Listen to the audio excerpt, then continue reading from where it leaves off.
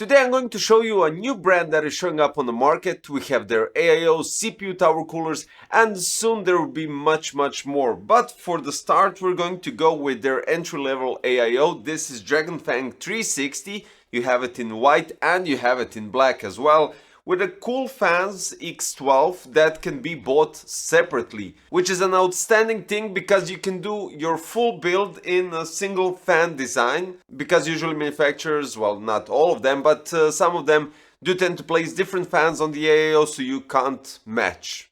And that could be a problem for you guys that really want to have a clean looking build which is unified and everything else. So what's up with this? We have Valkyrie DRAGONFANG 360 that comes in a quite nice design when we're talking about the pump block top, quite nice design when we're talking about the fans, and we have an outstanding packaging. And when I say outstanding, this is for you guys that actually really do prefer unboxing your new products, your new hardware, and checking out everything individually. First of all, I do have to mention the booklet that you get, because this is the instruction manual, installation guide, and you have really loads of information about everything, of course in different languages, which comes in really handy because not all AIOs or CPU tower coolers come with a possibility with the same mounting mechanism. So this is quite handy and will definitely help you. Now, the boxes inside are labeled.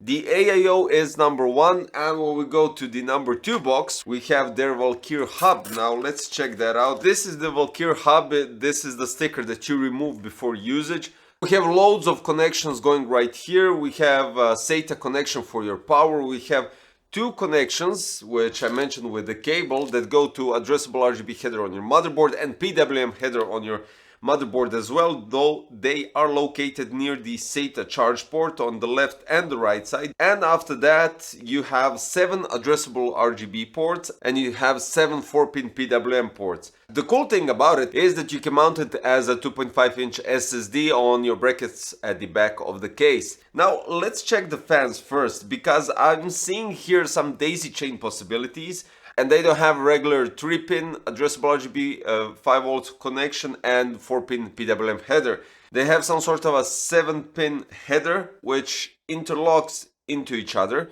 and they are quite short in terms of being able to daisy chain them without any additional cables needed in terms of clutter and all the other stuff.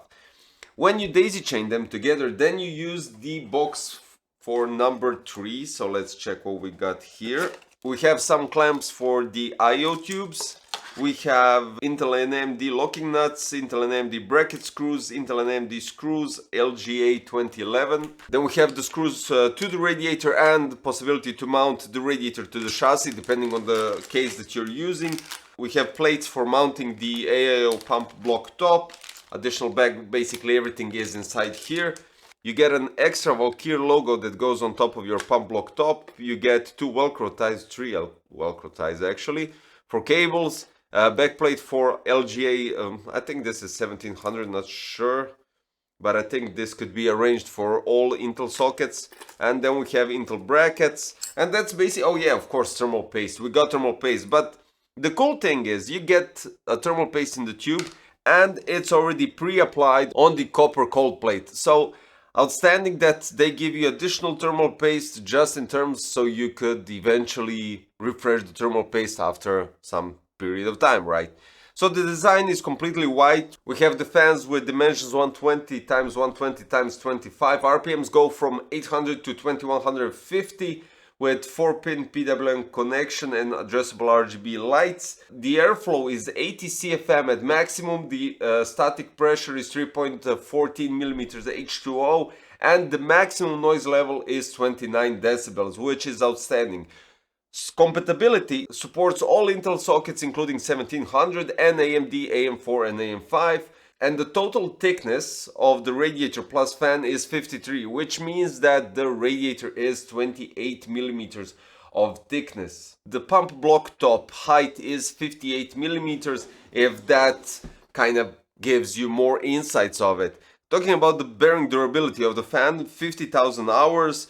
Now let's check how Valkyrie DRAGONFANG 360 performs. I'm going to compare it with Fantex Glacier 1 360 MP that I placed in height-wise 60, so we're going to get the same configuration, literally the same configuration, but I'm just going to swap the AIO so we could do some comparison in that case and basically see how the entry level of 360 from Valkyrie will perform compared to that AIO and give some more insights about it, because I'm quite curious. The fans look outstanding and the AIO has standard fins, so there's nothing new here when we're talking about the fins and the design and everything else comparing to some other manufacturers. But I'm really curious, will there be a slight performance upgrade? Will the processor be able to push more clock speeds and stuff like that? And finally, of course, the thermals. Before we go into benchmarks, let's describe and go into some sort of a short tutorial on how to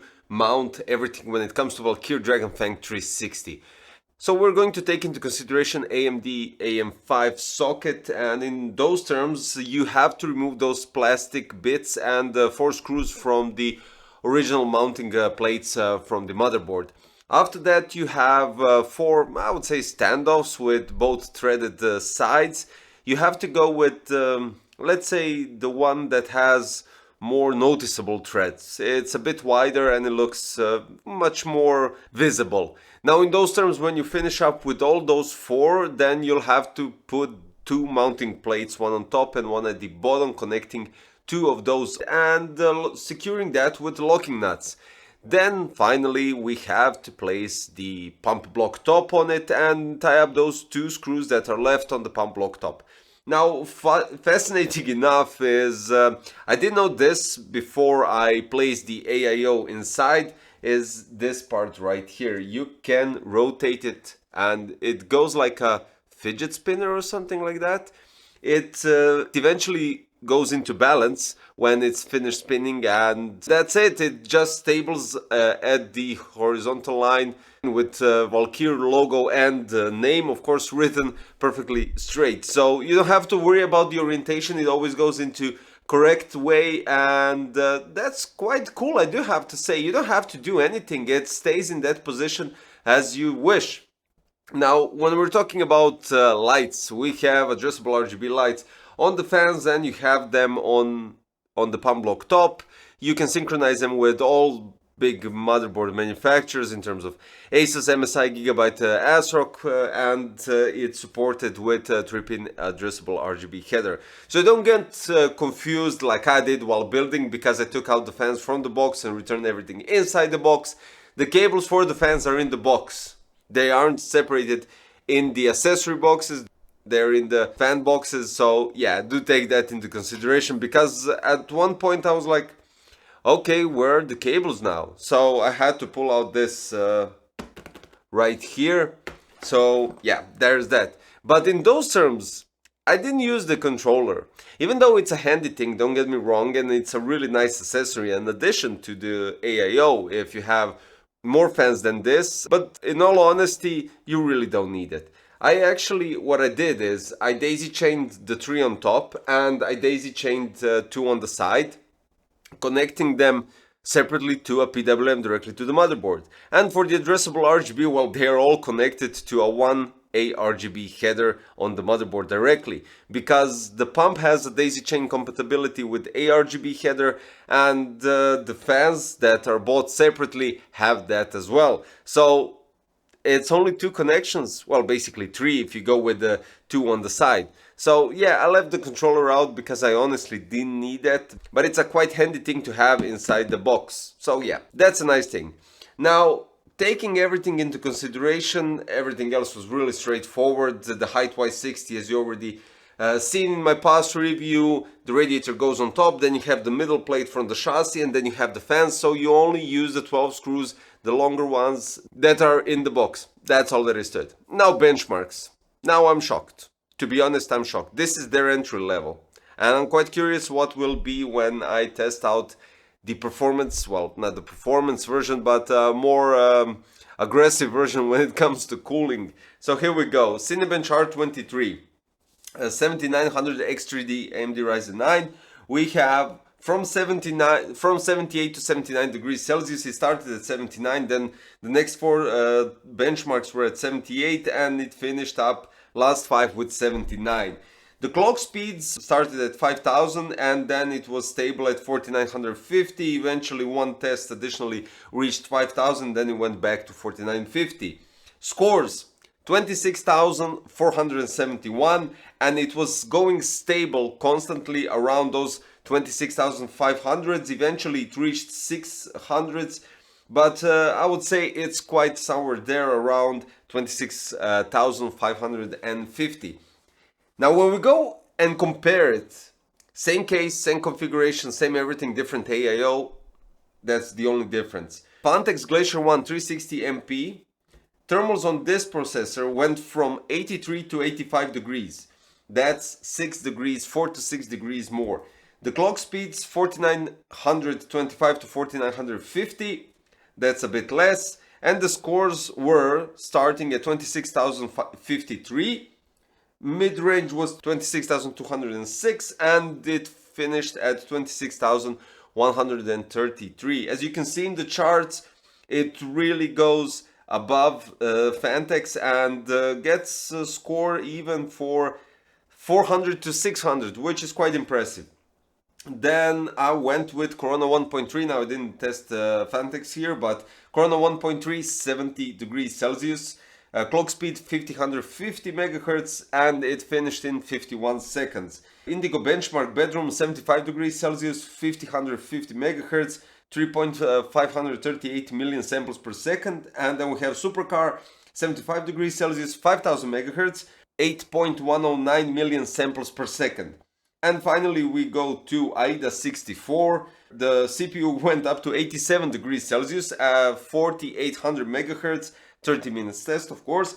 Fantex 92 degrees Celsius and 4775 megahertz. Now with the visuals, I think you'll love it, and I think you'll find it very attractive in the terms of quite nice pump block top and a bit of a different approach when it comes to fan lighting. The design is also outstanding, and I think the biggest trick here is that the fans are in the performance segment. I think with their 80 CFM at the maximum, of course, they really do make that difference and help the processor perform much better. So in terms of entering the market with, I would say, their entry-level AIO, which is, first of all, a great performer. Secondly, looks outstanding. Really love the design, love the packaging. I have to mention that the packaging is quite outstanding. So there's that. And then we have easy way to connect, easy way to assemble. It's really straightforward product that will give you, well, of course, you have black and white. Can't miss that. Just so you guys don't mistake, there's only a white version. There is a black version. If you have a black case, that will suit and fit perfectly. It's all up to you to decide at the end, of course. But all in all, I would say an outstanding product that works quite nicely. I'm really positively surprised, and big thumbs up. PC Crazy approved badge. There's nothing left to say. I mean, it deserves it. Quite easy and quite simple. So yeah guys, the links for the Valkyrie DRAGONFANG 360 AIO, which comes in black and white, is in the description below, so you can check out the price. And believe me, this is an affordable AIO compared to others. You'll definitely take that into consideration. And that'll be all for today, guys. Something new on the channel, something refreshing on the market, and hopefully you love it. If you do, and if you like the video, don't forget to subscribe, hit the like button, and click the notification bell so you don't miss any future content regarding Valkyrie products. Thank you for watching. See you very soon. Bye bye.